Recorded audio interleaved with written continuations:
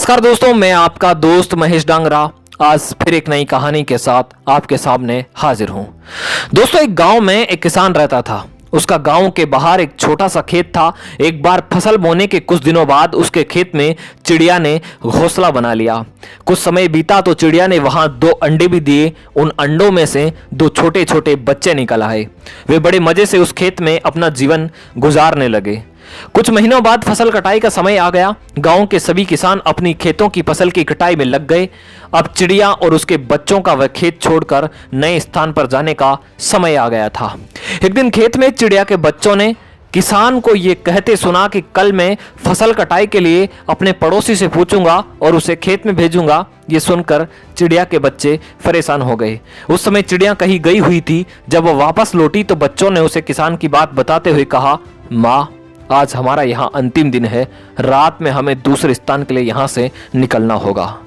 चिड़िया ने उत्तर दिया, इतनी जल्दी नहीं बच्चों, मुझे नहीं लगता कि कल खेत में फसल की कटाई होगी। चिड़िया की कही बात सही साबित हुई। दूसरे दिन किसान का पड़ोसी खेत में नहीं आया और फसल की कटाई न हो सकी। शाम को किसान खेत में आया और खेत को जैसे का तैसा देख बुदबुदाने लगा कि ये पड़ोसी तो नहीं आया। ऐसा करता हूँ, कल अपने किसी रिश्तेदार को भेज देता हूँ। चिड़िया के बच्चों ने फिर से किसान की बात सुन ली और परेशान हो गए। जब चिड़िया को उन्होंने ये बात बताई तो वह बोली, तुम लोग चिंता मत करो, आज रात हमें जाने की जरूरत नहीं है। मुझे नहीं लगता कि किसान का रिश्तेदार आएगा। ठीक ऐसा ही हुआ और किसान का रिश्तेदार अगले दिन खेत नहीं पहुंचा। चिड़िया के बच्चे हैरान थे कि उनकी माँ की हर बात सही हो रही है। अगली शाम किसान जब खेत आया तो खेत की वही स्थिति देख बुदबुदाने लगा कि ये लोग कहने के बाद भी कटाई के लिए आते नहीं हैं। कल मैं खुद आकर फसल की कटाई शुरू करूंगा। चिड़िया के बच्चों ने किसान की ये बात भी सुन ली। अपनी माँ को जब उन्होंने ये बताया तो वो बोली, बच्चों, अब समय आ गया है ये खेत छोड़ने का। हम आज रात ही खेत छोड़कर दूसरी जगह चले जाएंगे। दोनों बच्चे हैरान थे कि इस बार ऐसा क्या है जो माँ खेत छोड़ने को तैयार है।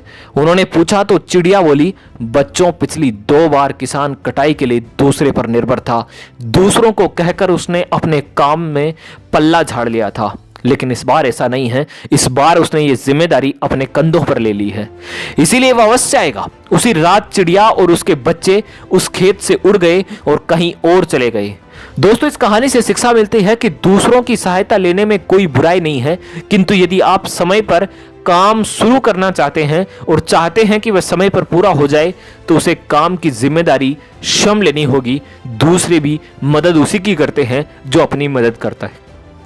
उम्मीद करता हूं दोस्तों, ये कहानी आपको बहुत पसंद आई होगी। अगर आपको ये पसंद आई है तो इसे लाइक करें, कमेंट करें और चैनल पर पहली बार आए हैं तो सब्सक्राइब जरूर करें। धन्यवाद।